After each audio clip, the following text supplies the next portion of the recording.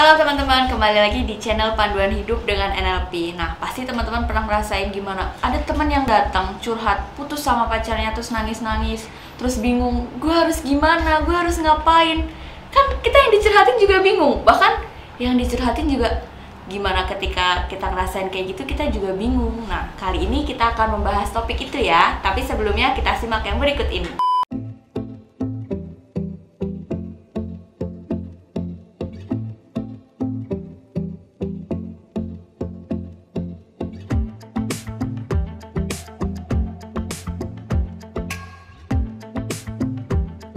Oke, halo Coach Ari. Hai Karin. Selamat sore. Ya, kali ini kita mau membahas soal itu tuh Coach. Misalkan ada teman yang lagi putus. Bucin. Iya, lagi putus. Terus cerita ke kita juga bingung Coach mau ngasih solusi harus kayak gimana gitu Coach. Terus solusinya kayak gimana ya Coach? Oke. Tapi sebelumnya saya penasaran sih, istilah bucin itu datang dari mana sih? Wah, nggak tahu deh Coach, itu budak cinta, aku juga nggak tahu tuh Coach dari mana tuh Coach. Apa asumsi kalau budak cinta artinya pasangan tuh ngikut-ngikut terus kemana-mana gitu, kayak budak gitu ya? Nggak juga sih, maksudnya dia mau apa diturutin, mau ini diturutin. Bagus gitu. dong. Ya tapi kadang kalau terlalu diturutin tuh nggak ada gregetnya gitu kan. Jadi harus ada ditolak-tolak gitu, tapi jangan banyak. Oke. Jadi kayak apa ya istilahnya, kayak merpati, jinak-jinak merpati gitu? Iya. Oh ya, ini bahasanya beda ya. Kalau bahasa orang-orang gue namanya jinak-jinak merpati. Kalau istilah lu kagak ada ya istilahnya. Iya, beda. ada. Pokoknya jangan bucin aja gitu. Iya, jangan terlalu nurut lah kan gitu. Oke, thank you. Ya ini cuma intermezzo aja ya, karena buat saya ini mumpung karena milenial, saya belajar mungkin pertanyaannya. Oke, jadi artinya ada temenmu datang, terus kemudian dia curhat, Iya. mungkin putus atau mungkin lagi berantem atau lagi betul. apa, terus bagaimana apa yang harus kita lakukan? Karena kalau nggak ngomongnya panjang gitu ya, Iya. manusia panjang. Mm-mm. Oke, so penasaran Karin. Selama ini ketika ada teman-temanmu kayak begitu, itu bisa berapa lama tuh mereka kalau bisa nangis-nangis, mewek? Sehari 2 hari kayaknya nggak selesai deh Coach. Serius? Iya. Waduh, itu panjang Kadang banget. keinget lagi terus nangis lagi gitu loh Coach. Wih, gila. Kalau sebentar dong, kalau baru cuma kejadian sekali 2 kali sih kita masih oke-oke aja ya. Iya. Yang jadi bete adalah itu datang, kasusnya itu mulu. Iya. Aku udah bisa ngebayangin ya. Udah dikasih nasehat, iya, tapi nggak nurutin. Iya, betul Coach. Aduh, masuk akal. Jadi gini Karin. Jadi kalau saya dapatin situasi kayak gitu, yang paling gampang di dalam NLP ada satu teknik yang menarik sih. Jadi yang disebut namanya pose power. Jadi postur tubuh power. Jadi pose power. Jadi kita diibaratkan kalau kayak Superman itu adalah dia itu tangannya ditaruh di pinggang dan kepalanya naik ke atas. Itu pose power. Karena menurut penelitian dari Neuro Linguistic Programming mengatakan bahwa seorang yang pikiran dan tubuh satu sistem. Saya ulangi, pikiran dan tubuh satu sistem. Maksudnya ketika berpikirannya negatif, biasanya postur tubuhnya akan membungkuk kali. Membungkuk, nangis gitu. Kayak gitu kan nangisnya kan gitu. Nah, pada saat dia nangis itu posturnya menurun dan itu akan tambah parah. Akan tambah baper, akan tambah nangis dan akan tambah parah. Nah, jadi yang terjadi maka dia akan bisa berkepanjangan, akan itu terjadi. Nah, itu yang pertama. Yang kedua, jadi yang harus dilakukan adalah kita merubah pose-nya tubuh kita. Nah, jadi maksudnya gimana Karin? Ketika lagi ngomong, dia lagi nangis, badannya bungkuk, kita minta dia untuk melihat ke atas. Nah, mungkin Karin, saya nggak tahu ya apakah di daerah Karin dulu, Karin besar di Jakarta apa besar di Solo. Oh, besar di Solo? Iya. SMA di Solo? SMA di Solo. Oh, SMA di Solo. Ada nggak, saya nggak tahu ya kalau di Solo, ada nggak kebiasaan misalkan ada seorang ibu gendong anaknya nangis, terus kemudian, cicik. Iya, ada. Ada ya? Ada. Dan anaknya berhenti ya nangisnya? Iya. Nah, itu teori yang sama. Itu teori yang sama. Jadi seorang anak ketika matanya delik ke atas, anak ini menjadi tidak bisa nangis. Bukan karena cicak itu penyelamat, bukan loh. Masa cicaknya langsung ciluk banget, itu juga ciluknya nggak gitu. Tapi cicaknya tapi anak itu karena melihat ke atas, dia menjadi bingung, jadi nggak bisa nangis. Nanti cobain aja buktiin Karinnya, kalau ada orang yang lagi nangis, coba suruh Karin suruh kepalanya naik ke atas, itu berani jamin nggak bisa nangis. Dia bingung tadi. Lama-lama dia bingung, udah diem ntar. Karena kepalanya naik ke atas. Jadi formula yang paling gampang adalah suruh dia naik ke atas. dengan tangan naik ke atas. Nah biasanya, kenapa kamu? Aku ini begini Karin. Pala terus, aku gak ada. Dan lama dia bingung. Jadi bingung ya. Jadi bingung karena memang pada dasarnya tidak bisa. Begitu juga orang happy. Orang happy ciri-cirinya palanya ke atas Karin. Kalau nggak bisa happy gini, nggak bisa happy ini, nggak bisa. Yang ada sedih kebalikan. Jadi pikiran dan tubuh satu sistem. Jadi caranya adalah bagaimana kita mengolah. Ini cara sederhana, simple. Bagaimana kepala coba dinaikin ke atas, maka dia bisa berbeda emosinya. Itu yang pertama. Oke. Nah yang kedua Karin, tempat duduk itu berpengaruh Karin. Nih contoh, biasanya teman yang curhat suka datang ke kosan Karin atau gimana? Kadang sih ketemu gitu Coach. Ketemu. Nah, biasanya kalau dia ketemu di tempat yang biasa sama atau kadang-kadang tempat yang berbeda? Kadang beda sih Coach. Kadang beda. Malah kadang menyesuaikan suasananya dia gitu Coach. Oh my goodness ya. Jadi disesuaikan sama moodnya Iya. ya. Oke. Jadi Ada yang kaki khusus? redup-redup gitu kadang. Oh serius? Iya, jadi malah nangisnya lebih kenceng gitu Coach. Astaga, gitu cari tempatnya agak pojokan sih. Iya. Oke, fine. Nah, ini menarik. Dan menariknya biasanya kalau saya ketika dia duduk dia sudah PW di satu tempat, di dalam NLP disebut namanya anchoring. Nah, biasanya saya akan meminta dia jangan duduk di situ. Untuk dia berdiri, geser posisi. Lucunya, ketika Karin nanti bilang, gue nggak enak nih ngomong sama lu kayak begini nih, lu diri dulu, pindah dulu sini ya, biar gue bisa dengerin lu lebih seru. Padahal enggak, lu cuma suruh dia pindah, dan lucu nanti nangisnya berubah. Menarik ya? Iya. Cuma hal simple. Jadi misalkan Karin lagi di sini nangis, kemudian saya bilang, Karin, aku nggak enak kalau ngeliatnya di sini, boleh nggak aku tukeran sama kamu? Karena pasti nurut-nurut aja kan? Iya. Begitu nurut pasti nangisnya berubah. Iya sih, kadang juga mikir udah nggak mau nangis gitu kali itu. Exactly. Jadi kata kuncinya itu. Yang kedua Karin. Yang ketiga yang jadi bahaya ada satu Karin. Bagaimana dengan teman yang selalu ketemu lu kerjanya buat dia nangis mulu? Itu bisa jadi muka kita jadi anchor. Jadi kalau ngeliat kita bawaannya muka curhat. Dia mau curhat aja, itu kurang ajar banget ya. Kalau muka kita dia muka curhat terus kan. Iya. Nah, itu yang terjadi. Jadi buat kita sekarang adalah bisa aja kita kalau mama nanti muka kita jadi muka curhat, kita bilang, lu mah datang ke gua pada saat lagi mau curhat mulu, kalau lagi nggak curhat lu nggak pernah datang ke gua. Nah kayak gitu. Nah itu juga akan membuat pemikiran beda. Jadi yang bicara ini adalah teknik yang dipakai sama Anthony Robbins, salah satu top motivator dunia dengan teknik NLP juga. Jadi dia disuruh berdiri sambil tangan ke sini, melihat ke atas, bertahan kurang lebih sekitar 3-5 menit. Atau tangannya naik ke atas sambil ngeliat ke atas begini. Nah biasanya akan berhenti. Nah begitu dia sudah berhenti, nangisnya, suruh tahan dulu.